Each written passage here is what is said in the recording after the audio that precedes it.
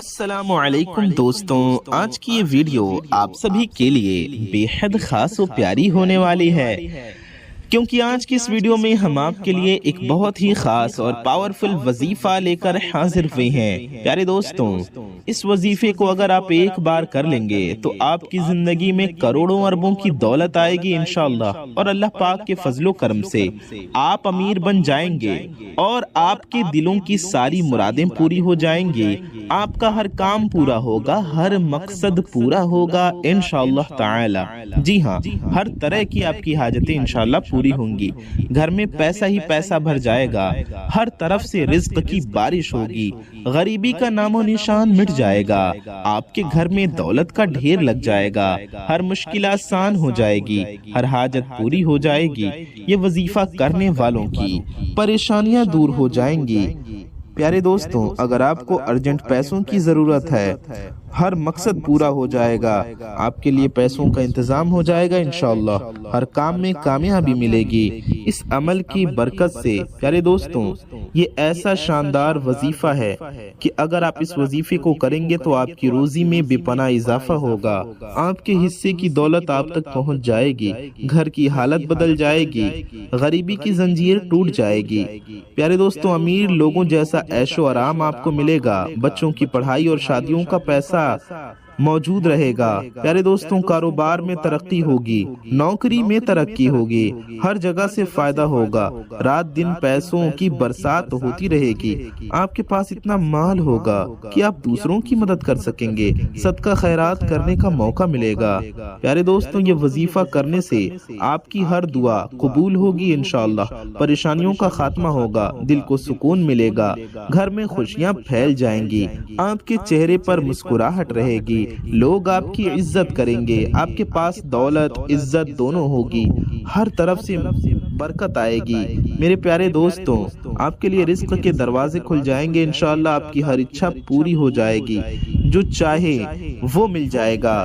پیارے دوستوں، امیر بن کر آپ اپنے رشتہ داروں اور دوستوں کے بیچ رہیں گے، یہ عمل آپ کی پوری نسل کو امیر بنا دے گا انشاءاللہ، آنے والی نسلیں بھی اس کی برکت سے فائدہ اٹھائیں گی۔ پیارے دوستوں، پیارے دوستوں، یہ جو وظیفہ آج کی اس ویڈیو میں جو قرآنی وظیفہ ہم آپ کو بتا رہے ہیں، اس کو کرنے سے آپ دیکھیں گے کہ آپ کے نئے گھر بن جائیں گے، نئی گاڑیاں آئیں گی، ہر ضرورت ہر چیز آسانی سے مل جائے گی۔ اگر آپ کی کوئی اور حاجت ہے، آپ کو اولاد کی خواہش ہے، آپ کو شادی کی خواہش ہے، پسند کی شادی کی خواہش ہے، اپنی محبت کو پانا چاہتے ہیں، بیماری سے شفایابی چاہتے ہیں، دنیا کی کوئی حاجتیں ہوں، اچھی نوکری چاہتے ہیں، کاروبار میں دکان میں برکت کامیابی اور ترقی چاہتے ہیں، تو اس وظیفے کو ضرور کیجئے۔ کوئی بھی آپ کی حاجتیں ہوں، کسی بھی حوالے سے، ہر نیک و جائز حاجتوں کے لیے آپ یہ وظیفہ کر سکتے ہیں، بیماریوں سے نجات ملے گی انشاءاللہ۔ پیارے دوستوں، آپ کے دل میں شکر کا جذبہ پیدا ہوگا، ہر وقت اللہ کی یاد رہے گی آپ کے دل میں، یہ وظیفہ آپ کو پیارے دوستوں پریشانیوں سے دور کر دے گا، یہ عمل آپ کے لیے رحمت ہے، آپ کی زندگی بدل جائے گی، ہر دن نئی خوشخبریاں ملیں گی، پیسے چاروں طرف سے آئیں گے، کوئی کمی نہیں رہے گی، ہر حالت میں آپ خوش اور مستقل رہیں گے۔ پیارے دوستوں، یہ اسلامک عمل ہے، یہ قرآنی وظیفہ ہے، یہ بہت پاورفل وظیفہ ہے۔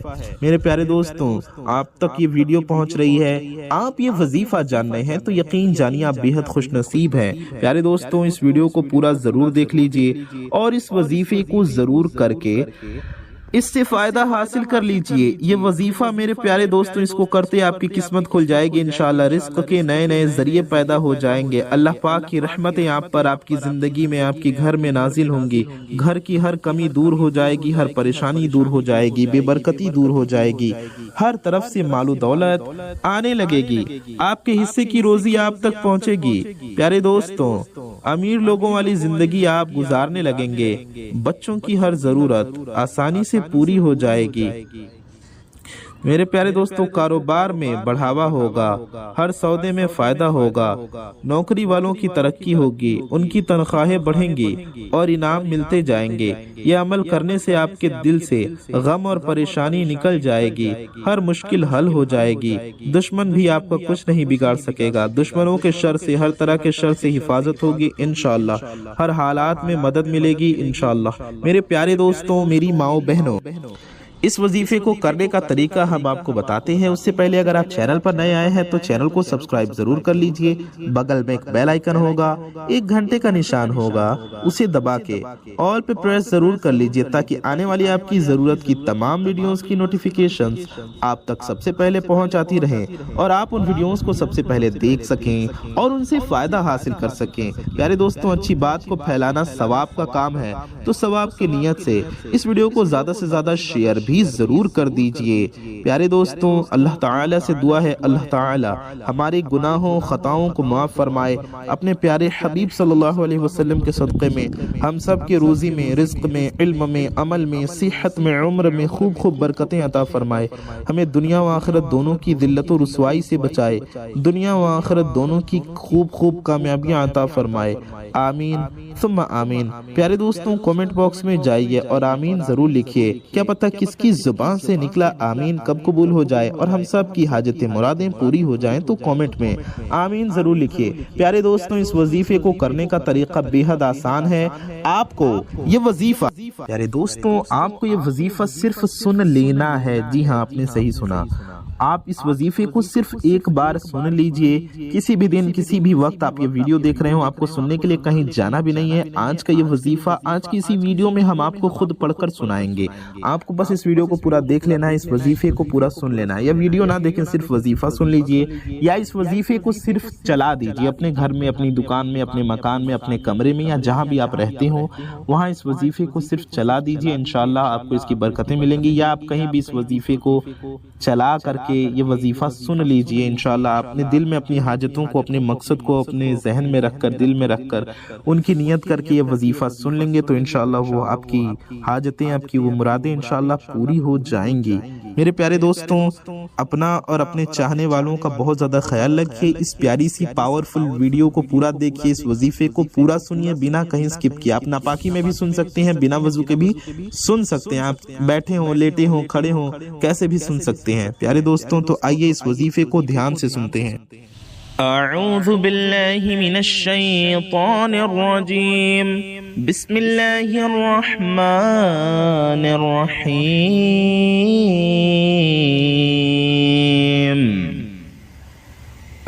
अल्लाहुम्मा सल्लि अला मुहम्मदिन व अला आलि मुहम्मदिन कमा सल्लैता अला इब्राहीम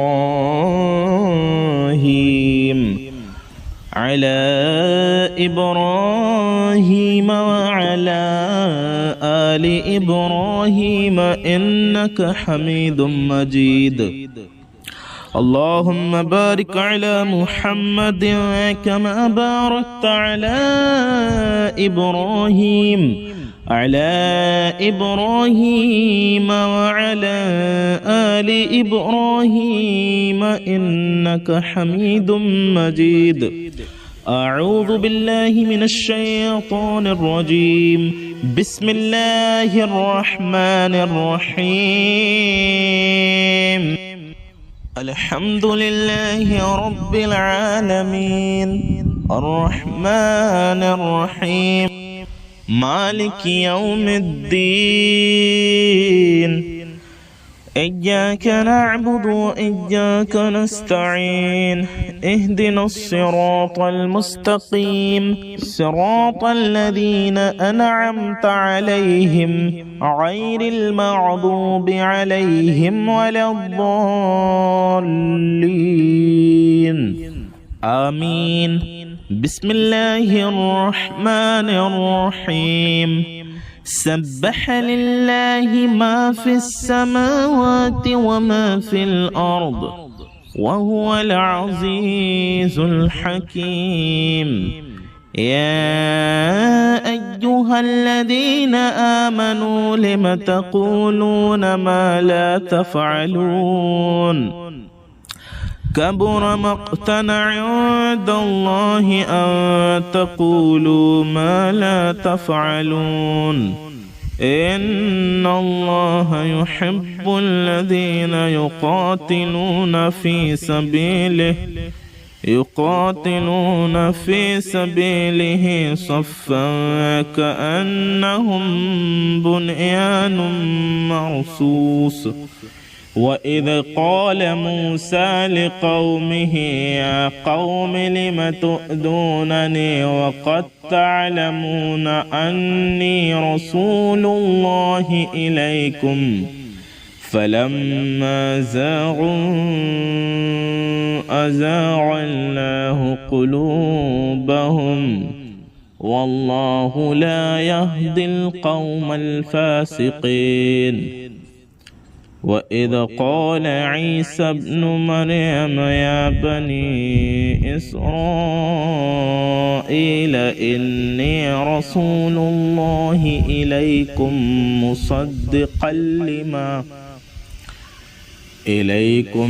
مصدقا لما بين يدي من التوراة ومبشرا برسول يأتي من بعد اسمه أحمد. فلما جاءهم بالبينات قالوا هذا سحر مبين ومن أظلم ممن افترى على الله الكذب وهو يدعى إلى الإسلام والله لا يهدي القوم الظالمين.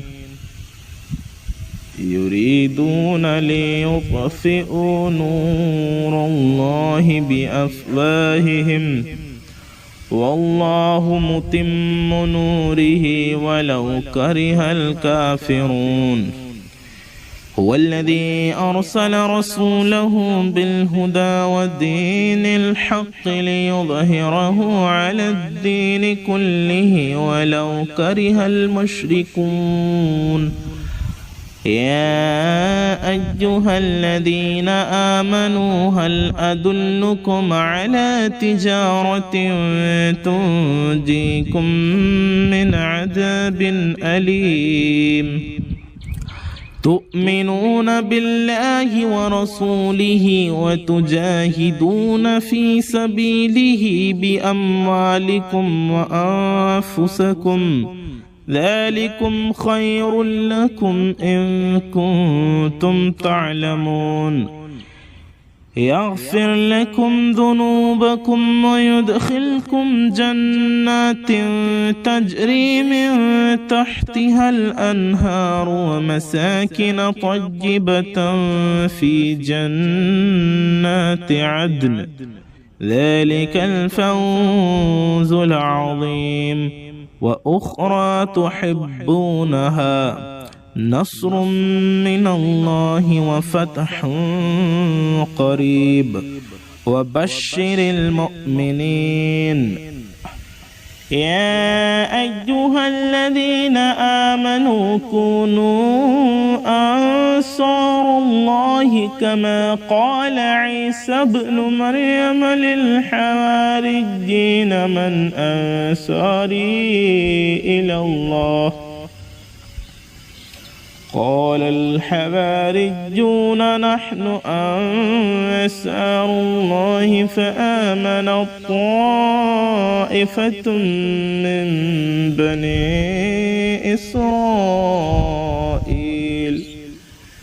بني إسرائيل وكفرت طائفة فأيدنا الذين آمنوا على عدوهم فأصبحوا ظاهرين. بسم الله الرحمن الرحيم. يسبح لله ما في السماوات وما في الأرض الملك القدوس العزيز الحكيم. هو الذي بعث في الأميين رسولا منهم يتلو عليهم آياته ويزكيهم ويعلمهم الكتاب والحكمة الكتاب والحكمة وإن كانوا من قبل لفي ضلال مبين وآخرين منهم لما يلحقوا بهم وهو العزيز الحكيم ذلك فضل الله يؤتيه من يشاء والله ذو الفضل العظيم مثل الذين حملوا التوراة ثم لم يحملوها كمثل الحمار يحمل أسفارا بئس مثل القوم الذين كذبوا بآيات الله والله لا يهدي القوم الظالمين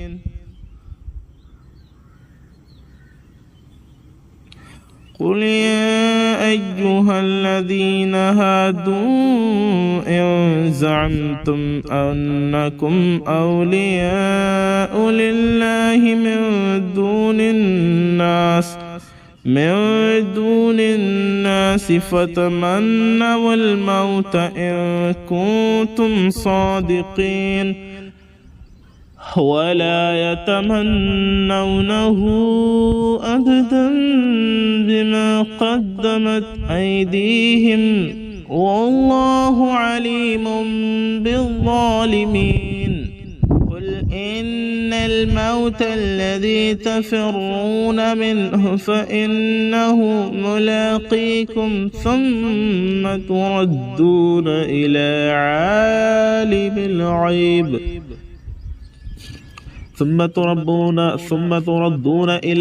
الغيب والشهادة فينبئكم بما كنتم تعملون يا أيها الذين آمنوا إذا نودي للصلاة من يوم الجمعة فاسعوا إلى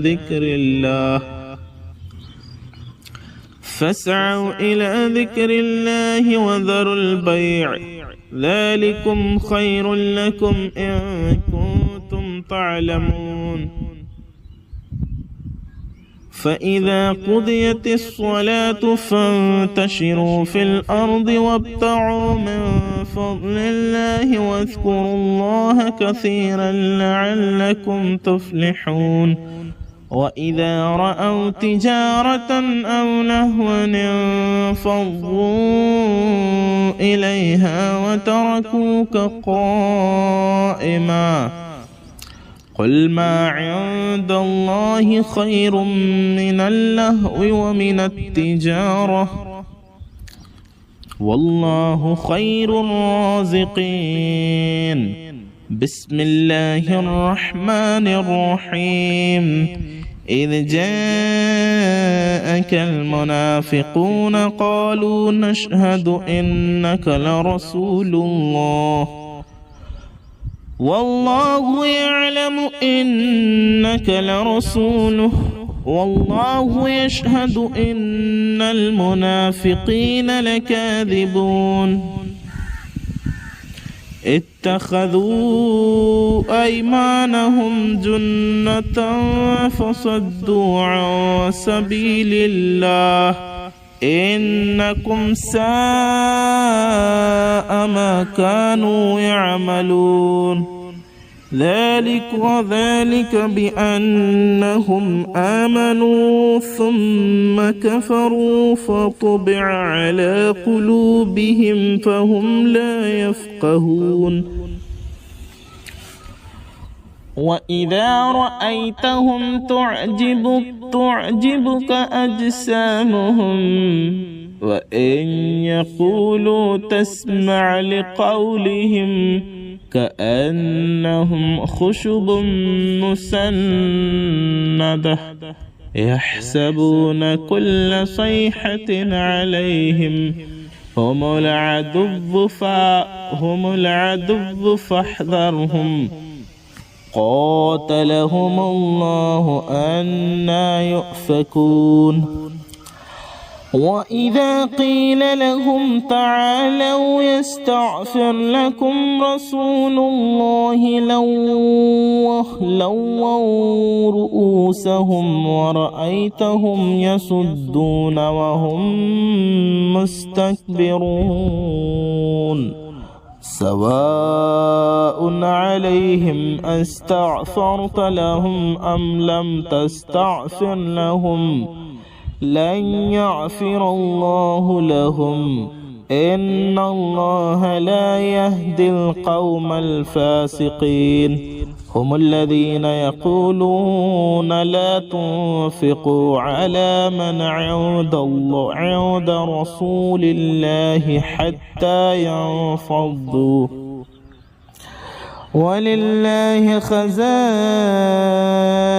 السماوات والأرض ولكن المنافقين لا يفقهون يقولون لئن رجعنا إلى المدينة ليخرجن الأعز منها الأذل ولله العزة ولرسوله وللمؤمنين ولكن المنافقين لا يعلمون يا أيها الذين آمنوا لا تلهكم أموالكم ولا أولادكم عن ذكر الله ومن يفعل ذلك فأولئك هم الخاسرون وأنفقوا مما رزقناكم من قبل أن يأتي أحدكم الموت فيقول رب لولا أخرتني إلى أجل قريب فأصدق وأكن من الصالحين ولن يؤخر الله نفسا إذ جاء أجلها والله خبير بما تعملون بسم الله الرحمن الرحيم يسبح لله ما في السماوات وما في الأرض له الملك وله الحمد وهو على كل شيء قدير هو الذي خلقكم فمنكم كافر ومنكم مؤمن والله بما تعملون بصير خلق السماوات والأرض بالحق وصوركم فأحسن صوركم وإليه المصير يعلم ما في السماوات والأرض ويعلم ما تسرون وما تعلنون والله عليم بذات الصدور ألم يأتكم نبأ الذين كفروا من قبل فذاقوا وبال أمرهم ولهم عذاب أليم ذلك بأنه كانت تأتيهم رسلهم بالبينات فقالوا أبشر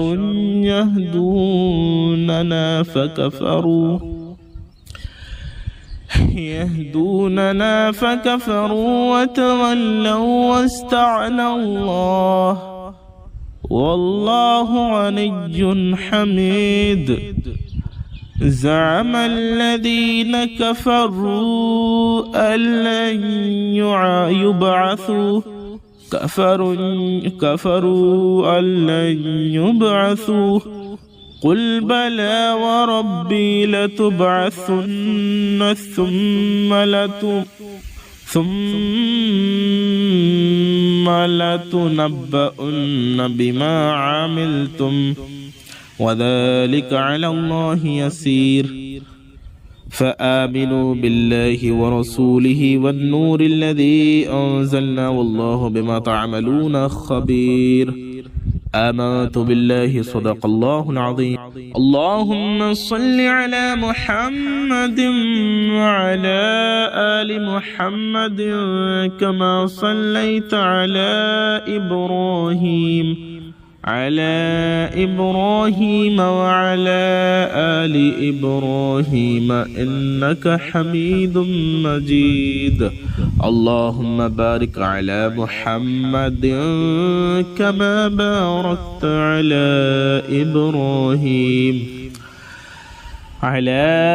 إبراهيم وعلى آل إبراهيم إنك حميد مجيد میرے پیارے دوستوں، میری ماؤں بہنوں، آپ میں سے جتنے بھی لوگوں نے اس پیاری سی ویڈیو کو یہاں تک پورا دیکھ لیا ہے یا اس وظیفے کو پورا یہاں تک سن لیا ہے، مبارک ہو، آپ سب کا وظیفہ ہو گیا، یا آپ میں سے جتنے بھی لوگوں نے اس وظیفے کو یہاں تک چلا دیا ہے ان کا بھی وظیفہ ہو گیا۔ انشاءاللہ اس پیارے سے وظیفے کی برکت سے آپ سب کی ہر نیک و جائز حاجتیں، مرادیں، تمنائیں پوری ہوں گی۔ پیارے دوستوں، آپ سب کی دعائیں قبول ہوں گی۔ میرے پیارے دوستوں، آپ کی ہر نیک و جائز مقصد پورے ہوں گے۔ اللہ تعالیٰ کے فضل و کرم سے انشاءاللہ ہماری پریشانیاں دور ہوں گی، ہماری گھروں کی مصیبتیں دور ہوں گی انشاءاللہ تعالیٰ۔ اپنا اور اپنے چاہنے والوں کا بہت زیادہ خیال رکھیے، چینل کو سبسکرائب ضرور کر لیجئے، ویڈیو کو لائک کر دیجئے۔ السلام علیکم، اللہ حافظ۔